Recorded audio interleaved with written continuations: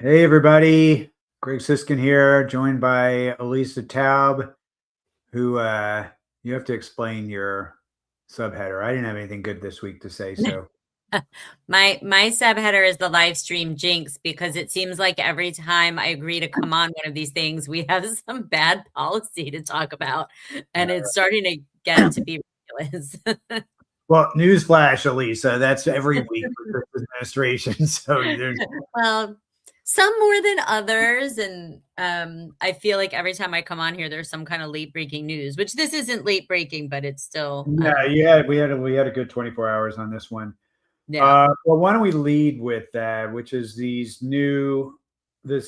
secret ban that goes along with the secret ban, or I mean, that's not so secret. They have a memo about it, but the secret ban that now goes with the illegal ban.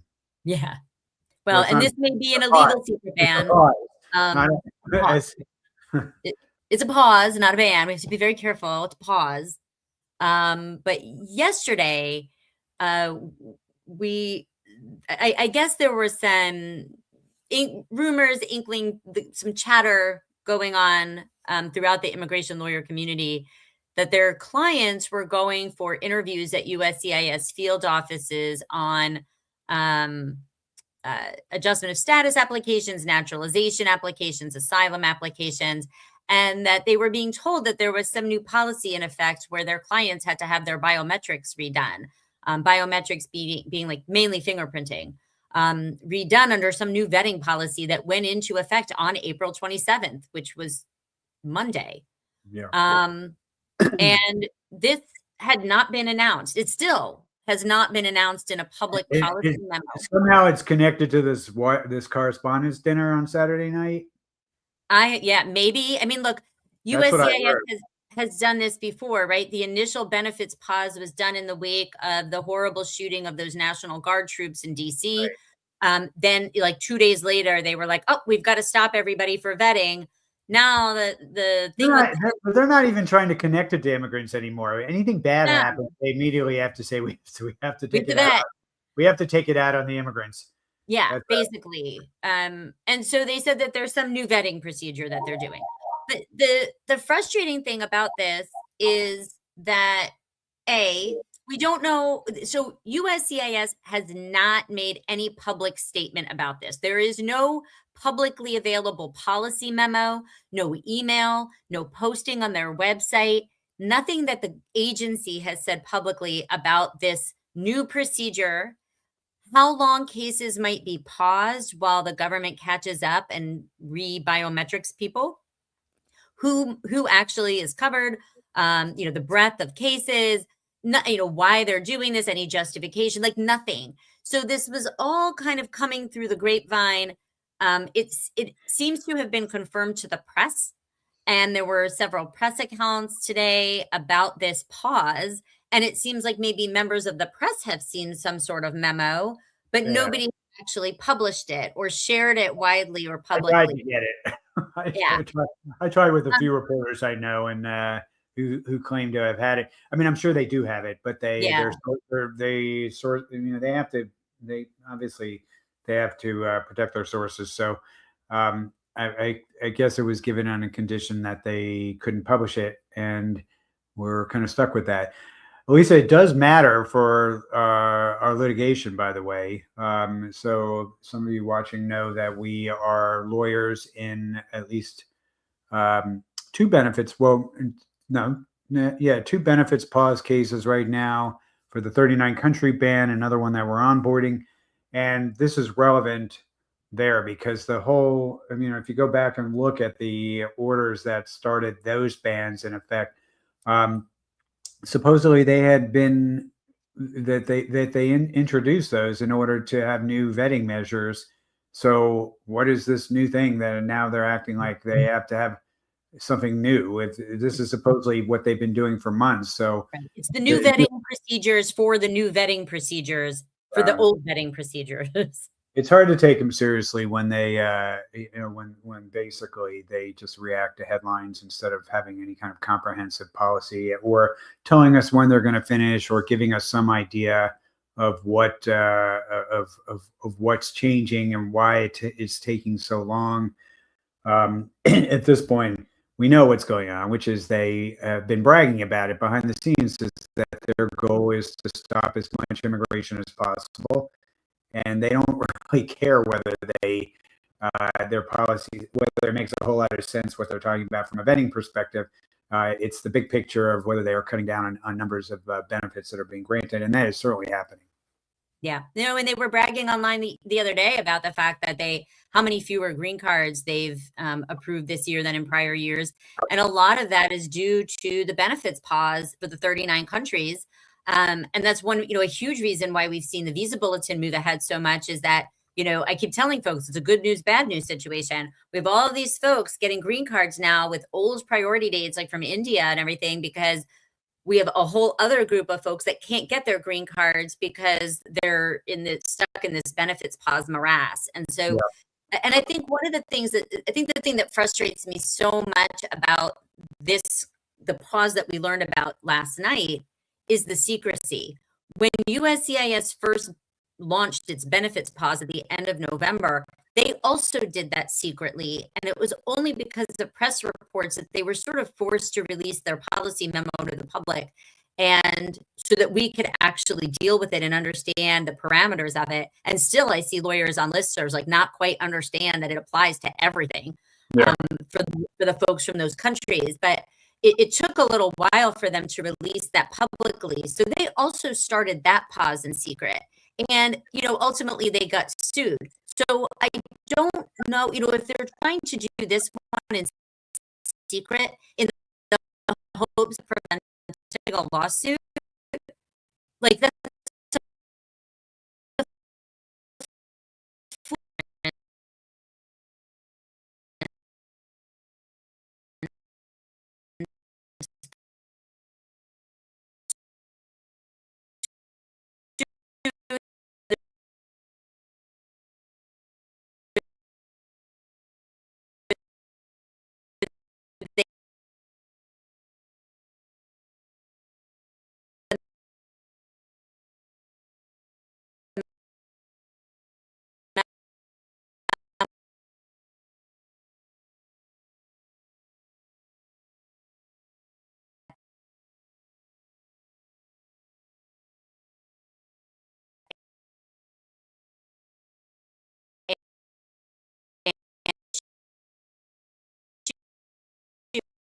issue.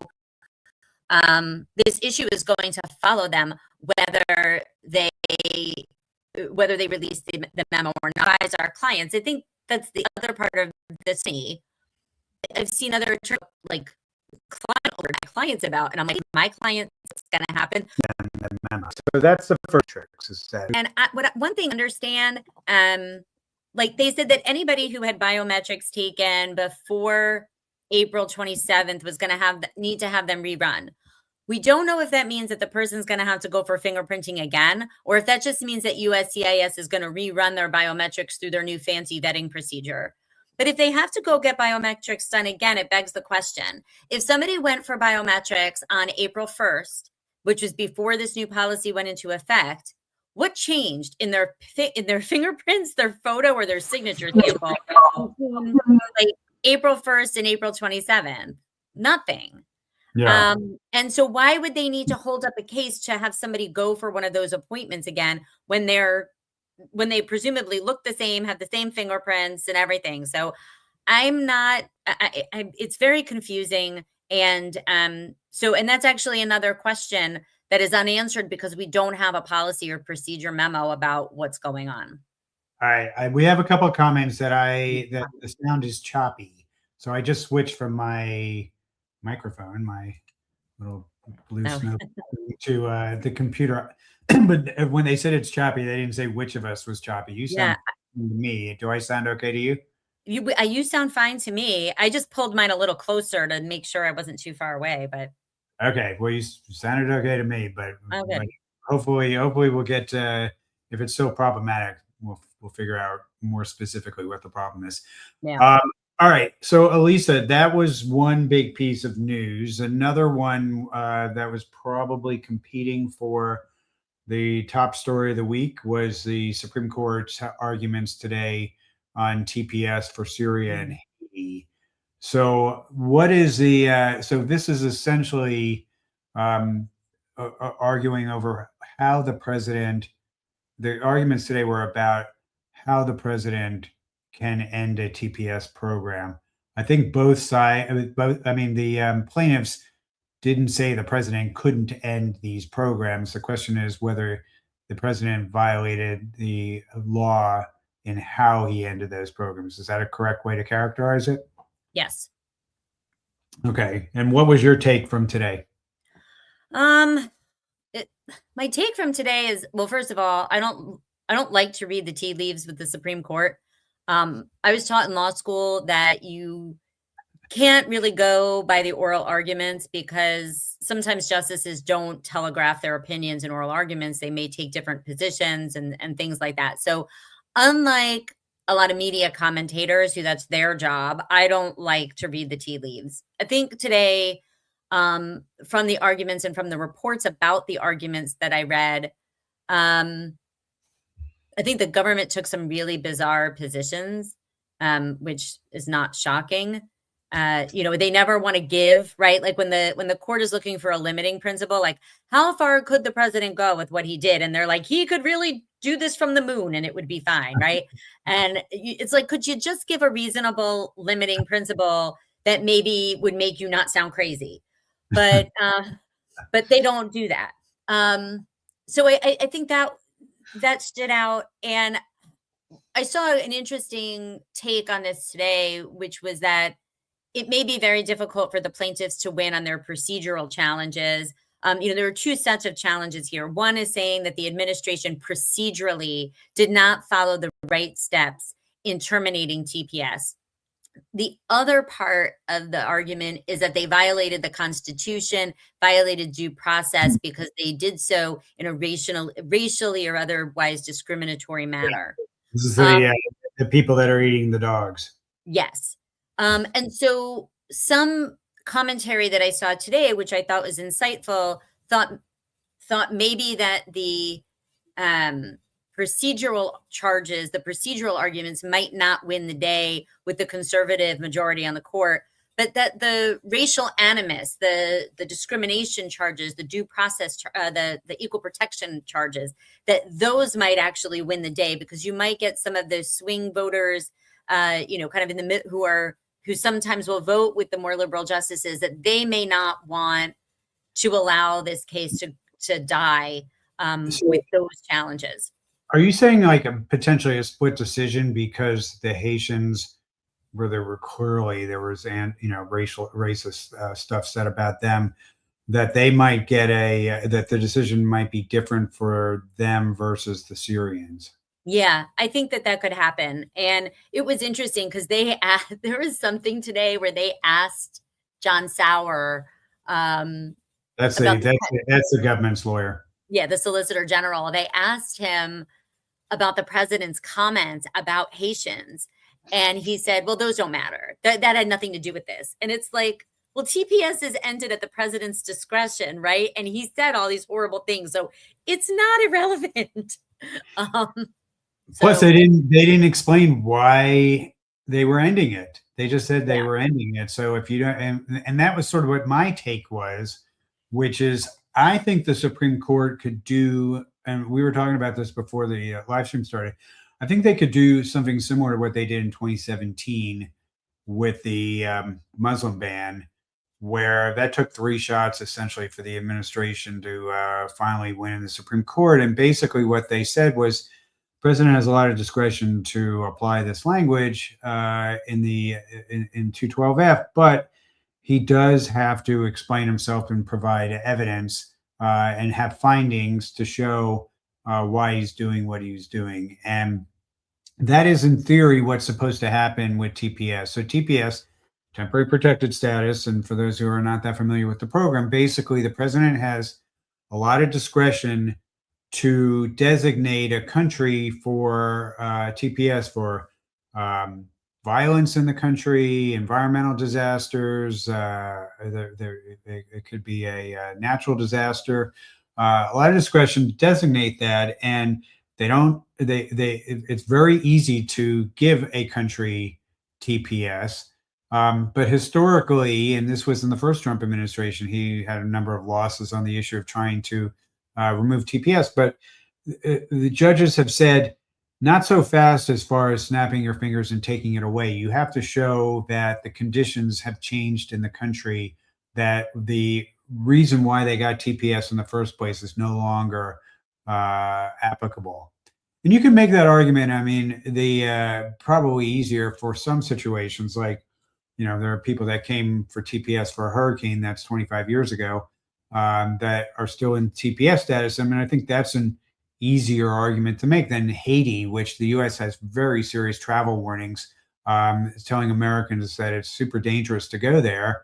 And it's hard to imagine that they can make, that they're going to be able to take the position that it's a safe country to go back to, while at the same time telling Americans that we're not, if you, that you shouldn't step foot in the country or you're going to get in trouble.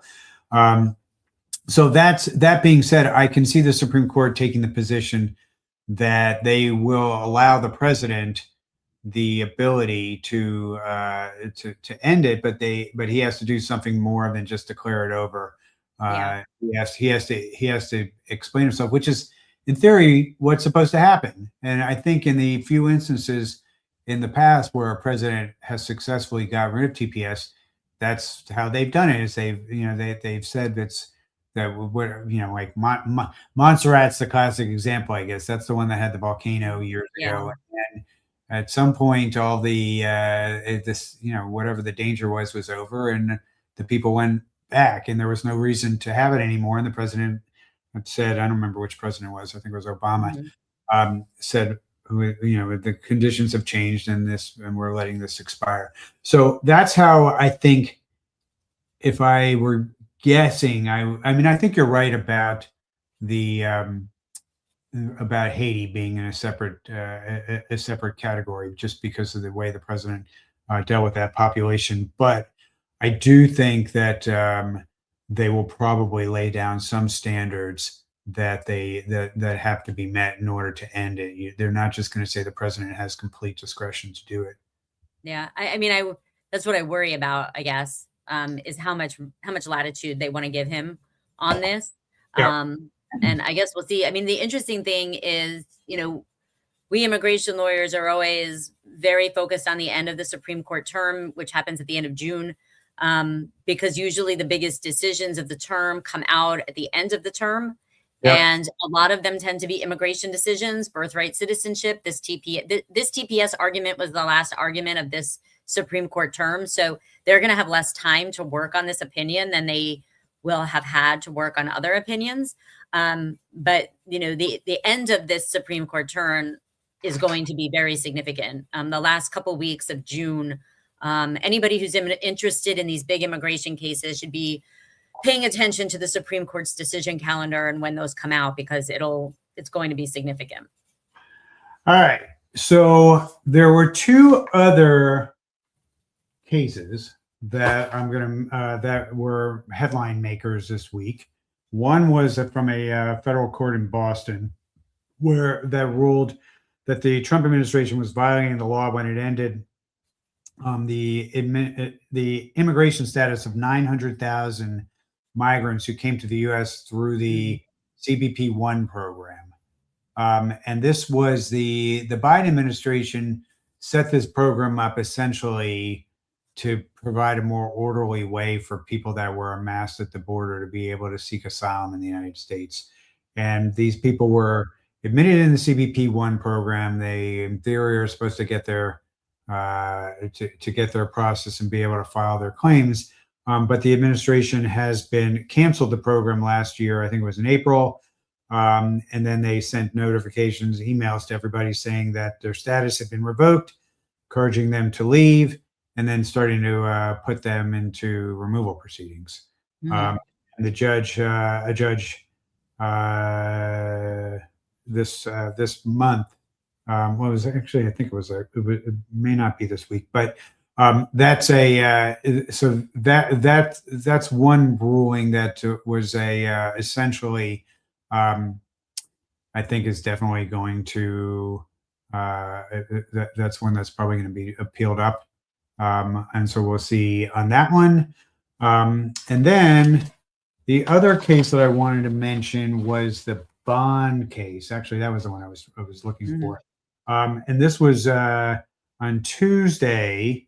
There was the Second Circuit Court of Appeals, which is New York, Connecticut, and New Jersey. I forget what the third state is. In the Third Circuit.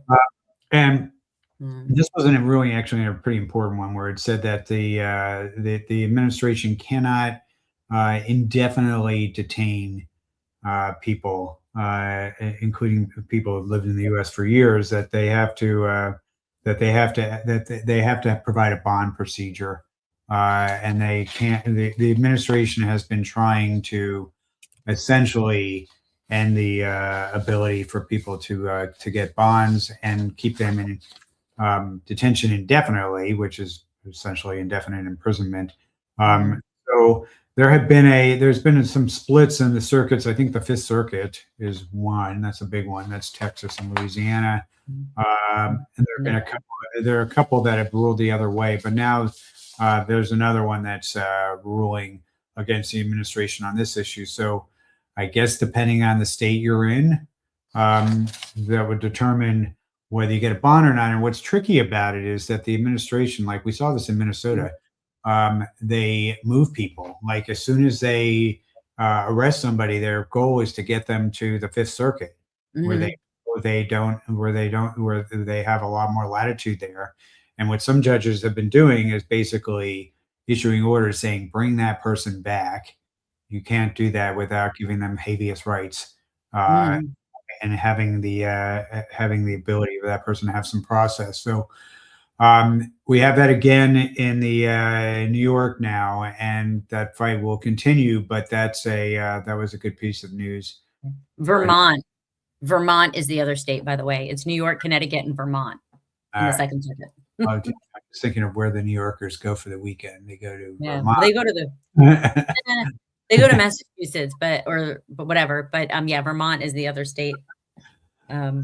So that's what I had on my list. Now, I know I call you Walter at the office because you're always the breaking news that are on our Teams chat, and no, you always seem to have have the information before anybody else. So what else is on your list? Right. So I've got one other thing, which is that decision in the District of Maryland on a lawsuit that I think it was Curtis Morrison's case. There were 83 plaintiffs who were subject to the USCIS benefits pause that all had adjustment of status applications pending, is how I read the news report. And they were successful in convincing a judge that the benefits pause is illegal. And, not done for appropriate purposes and not justified. So the court ordered USCIS to adjudicate the applications of the 83 plaintiffs. The one thing the judge didn't do was give USCIS a deadline and how long they had to make those decisions. So we do a live stream about litigation, the cases that we're working on with the other firms, and we talked about that case today. And one thing that we sort of wanted to calm people down a little bit about that issue is that it's not a free ride for the government where they can basically just like, we're just going to ignore it. The judges are monitoring what's happening, and they have to report regularly to the judges. And if it looks like they are not moving these cases, the judges have a lot of levers that they can, I'm trying to figure out. Yeah, levers they can pull. Yeah. Levers they can pull. I'm just trying to remember what the analogy is. And so I'm not that worried that the judge in that case didn't do it. It didn't say 30 days, for example. Right. But we will, we will be seeing some judges there have been some cases in these suits where they have been doing that, and I think there are 4 of these suits now where we have we have decisions, and maybe more. There's actually somebody's doing a tracker, and there's like a couple dozen cases. Yeah. Some of them are large mass cases like Curtis and the ones we're working on, and some of them are like one plaintiff cases. So Mhm. we're trying, and then some of them are not on that spreadsheet. Like we heard today about an E2 case that had been paused by USCIS that got approved this week after a court win. Yeah. So that was good news. It's a reminder of folks that if you are in the 39 country ban situation and you haven't been in one of our other cases, if you go over to Impact Litigation's website, there's a couple more days left to sign up for that case. Tomorrow is the deadline. What's that? Tomorrow is the deadline. Tomorrow's the deadline, so you have a chance. Otherwise, you can still always file these cases on your own. You're not barred from doing that, and so we'll see. On our cases, we are in waiting mode. We had one argument on March 18th, and we that was the Atlanta case, and then we have the Denver case that's more recent. We have a lot of cases that we're waiting on. And I think sort of the theme is that these judges are they make you wait, and you can't predict whether you're going to win or lose based on how long the judge is taking to issue the decision. So I don't make those predictions. I did see somebody asked us about the H-1B case. I think we have that here. And I can talk a little bit about that. So the H-1B litigation, there's 3 cases. Ours is the one we're working on is the Global Nurse Force case in Northern California. We had our arguments March 8th. We are surprised that we're very surprised. We're still waiting. We had hoped that the judge was going to issue something before the lottery. That didn't happen, but we have we're sort of in the same boat with that case, and we're working with, there's like about 25 lawyers probably that are working on that case for the various entities that are involved. So we have the same things we're doing there when there's news about something that's relevant, like when we got a bunch of national interest exemption denials around the country. We sent some information. I think it might have been an AO alert, or we just maybe gave some individual examples to let them know that it was our understanding that there was 100% denials, and it was in the case. I don't know if it was all NIEs or just the doctors. We do a lot of doctor cases, and this person's asking about doctors. So we know that the doctors definitely were. Yeah, that it was affected there. Whether there were other categories of people that got the same thing. Yeah, they did. Yeah. So as far as we know, there's not been a single national interest exemption approved in the entire country, and we let the judge know that, and so we'll see. Yeah, and I think just to answer this person's the second part of his question. Not only have no physicians gotten the exemption, but I just want to say very clearly, because I get asked this question regularly, and there's a lot of misconception out there in the universe. Physicians are not per se exempt from the $100,000 fee. There was a news report in the early days after the proclamation came out in September that surmised that the White House might exempt physicians, but they never did that, right? So it was it was a speculative news report. It did not come true, and so doctors are subject to the $100,000 fee the same way that everybody else is. Yeah. So what I will say is that what would be helpful for us, if anybody's watching that is a physician that is affected by this. A lot of doctors are not immediately affected because they're on J1s and they changed to H1Bs, and they exempted that pathway while you're in the United States. If you actually have to leave and get a visa, all bets are off. I believe that's right, Elissa, right? Yeah, if you go from J1 to H1B entirely from inside the United States, there's no $100,000 fee. It only applies if somebody's going to need to leave the US to consular process before that becomes Right. effective. So what we're looking for are some new declarations and some new examples in the litigation of people that maybe at the beginning, for one reason or another, um, it wasn't an issue for them, but it is an issue now. If you're in that situation where you're being affected by this now, please reach out to me because we are looking for some examples that for the court for the case that are fresh examples of that were not likely that were basically not at the situation changed and now they're impacted. So let me know if anybody's watching that's in that situation. Um, okay, Elisa, what else we would you like to mention? I can. There are two other doctor-related questions that I can. There's a few. How convenient.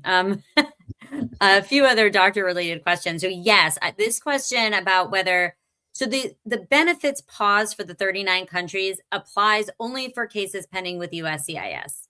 So Right. I do have multiple physician clients from the 39 countries who got an initial waiver recommendation from a Conrad 30 office or a federal agency that was then sent to the State Department. The State Department has recommended the waiver. We even have a receipt from USCIS evidencing that the waiver got to USCIS and now the waiver is sitting. I have multiple clients in that position right And you now. can file the H-1B for that person, which may be Yes. necessary to keep them in status. Yes, and that is the plan for most of these folks is to file that H-1B. The hard part about it is because we don't know how long this situation is going to persist. There are very serious conversations going on with some folks about like, hey, doctor, how long can you afford to stay in the United States without working? Mhm. Because we don't know how long this is going to go. So we want to make sure that folks can support themselves while they're here. We don't want them to leave, but we also understand that people have really difficult decisions to make. And then on the flip side, does that employer have to go start a recruitment process for that position again and maybe have some backup plans in mind because they don't know when that doctor might be able to start work because they can't work without approval of the H-1B. So Yeah. we have some really tricky situations that we are now navigating with our physicians. And I can give you a bunch of examples, but I think the thing to know if you're not a doctor and you're not in this like healthcare world is that this is going to have and already is having some, but over the course of the next year, if this pause isn't lifted, it is going to have significant ramifications for healthcare. Doctors that were supposed to have hours that you could go and make an appointment are not going to be there. When you're if somebody's in the hospital, the physician that was supposed to be on staff to help care for them while they're in the hospital might not be there. And so, and I could give you more examples. Nephrologists who are supposed to be monitoring your dialysis might not be there. Mhm. So there are lots of real world implications of this pause. And I want to be very clear because maybe there's somebody from USCIS watching this live stream tonight that this is a really big problem. And every single day in my law practice, the snowball grows. And it is infuriating. Yeah, and I would say for doctors, if you're not in if you're in this situation and you're not either in one of the mass suits or suing individually, um, you're basically at the mercy of USCIS here. And I would say that your employers should strongly consider litigating because people are winning, and the judge and it's really hard for the Department of Justice, especially in a case of a doctor, to deal with those arguments with the judge that vetting a doctor for security is really all that difficult to do. Yeah. Well, and these doctors have gone through background checks already. They go through, they have to get a medical license. Their hospitals are going to credential them, which involves, calling all the places they worked before and figuring, and asking questions about them. I mean, involved detailed process. And my feeling is, especially for somebody who might be like a surgeon, if this person is qualified to like cut people open and like mess around with their organs, like they're probably cool. Maybe not in every case, but like they've been here for several years already. yes. Yeah, they've So been here for a if you're while. a real security threat, you probably already know about it. Yeah. It, You know? it's just ridiculous. And I think the one thing, folks keep asking me, what can I do? Writing a letter or including a letter in your H-1B petition about how difficult this is for you or how it's going to be bad for your employer is not going to get past this benefits pause. The only thing that I've seen that actually can get past the benefits pause is suing. And so I just, there's a lot of advocacy going on behind the scenes to try to get Congress to provide some oversight of USCIS and bring the director of USCIS into Congress and ask him questions in a hearing to say, what the heck is going on with this? Like, justify yourself. So there's a lot going on behind the scenes, but right now, the only tool I know of that is proven to get past this pause is suing the government. Yeah. So this is a question, we were just talking about it before. It's a reminder that this is a benefits pause that is only at USCIS, which means your question regarding the application sitting in state right now, waiting on the waiver, that should happen without it shouldn't be impacted by any of the nonsense that's going on over USCIS.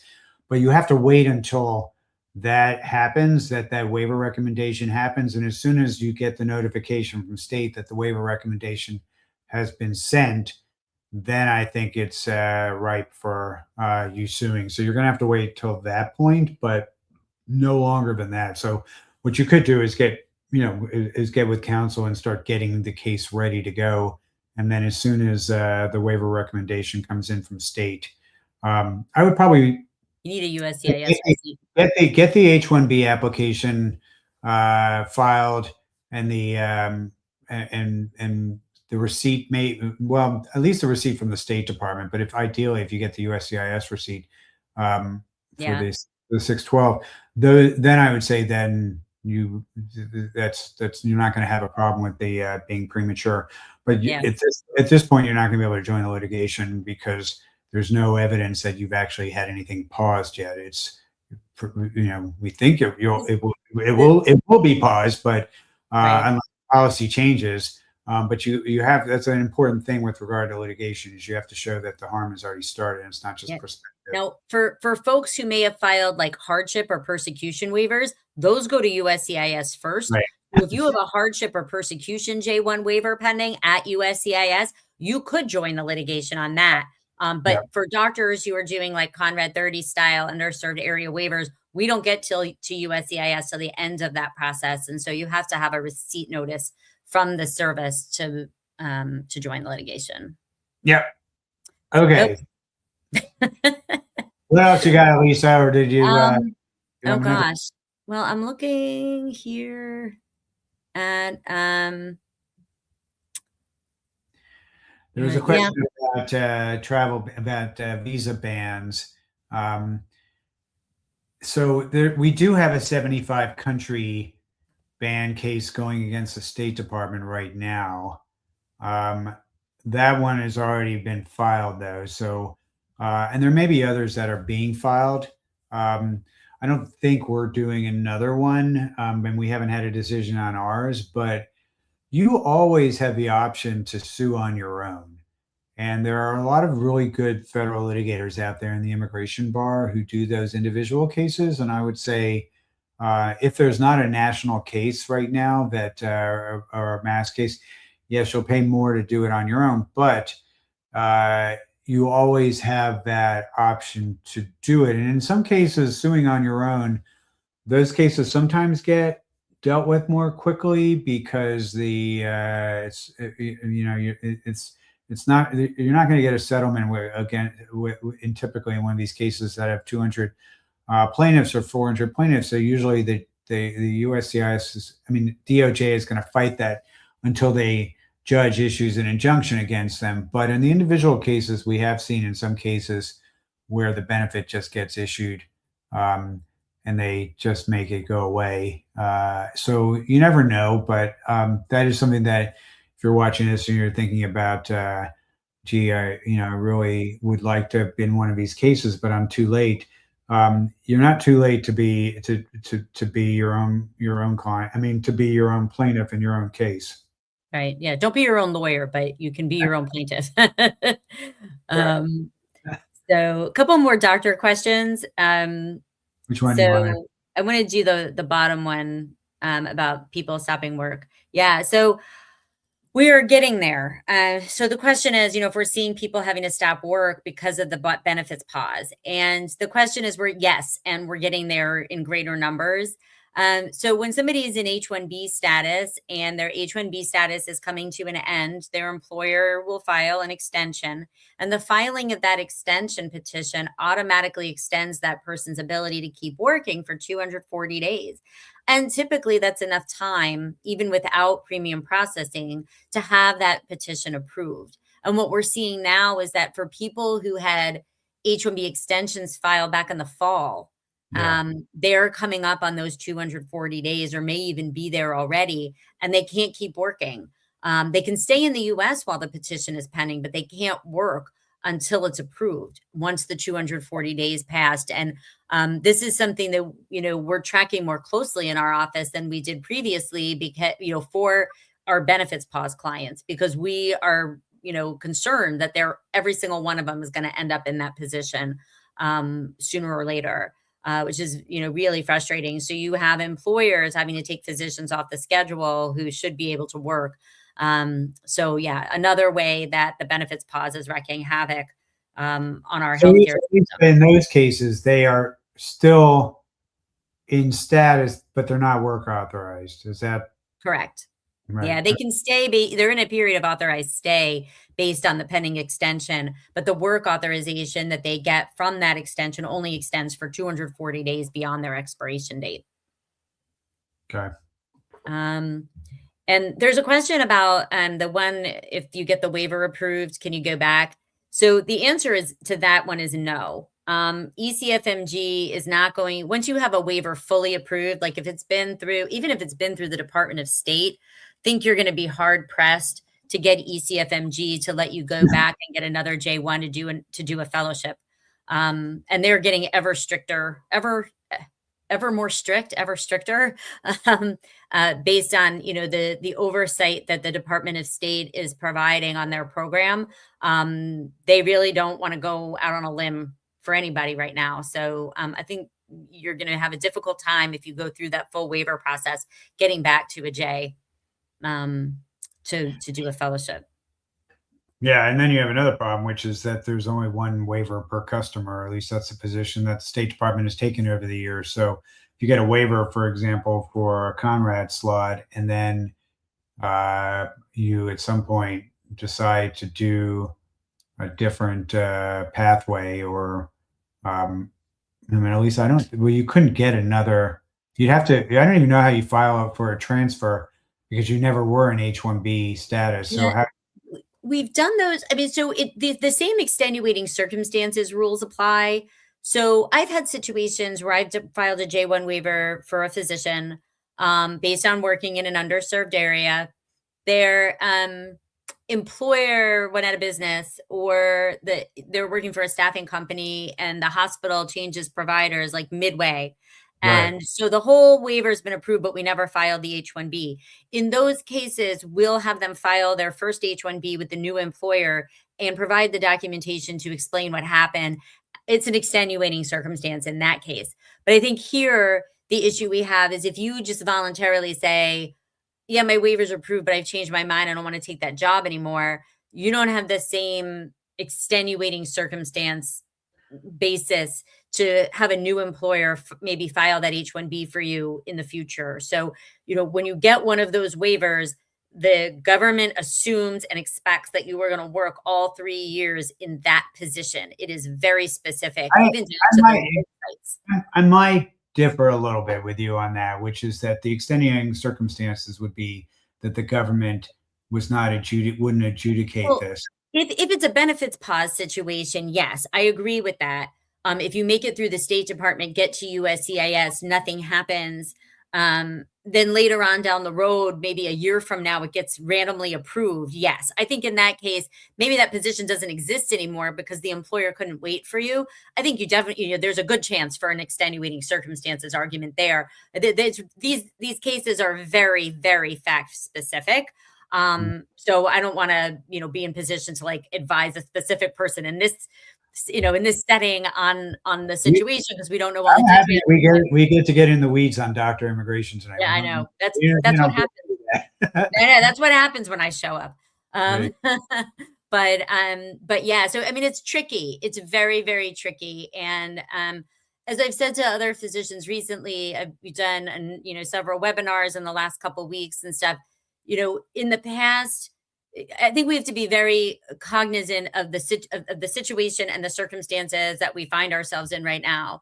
And there are times when we can push and be strident and say, yeah, we're going to be really aggressive on something. And then there are other situations where we want to be a little more conservative in our advice or our approach because we know that we're not dealing with certain government agencies that are acting, they're not really acting in good faith as much anymore. And so we want to be careful about how far we can push the boundaries of what the government expects. And that doesn't mean we don't do it, but it means we have to be a little bit more cognizant of, how the government's attitude has changed on certain things. So, but yeah, that's, so yeah, not going back to the J on that, on the initial question, I think going back to the J after you've gotten down pretty far down the waiver route is probably going to be a no-go though. Okay. Unfortunately, but you could ask them. All right, Elissa, any other questions we want to take? Any other news that you want to announce, or is class dismissed? I think class is dismissed. Okay. All right. Well, we'll be back next week, and as I always say, hopefully we'll have better news to report. And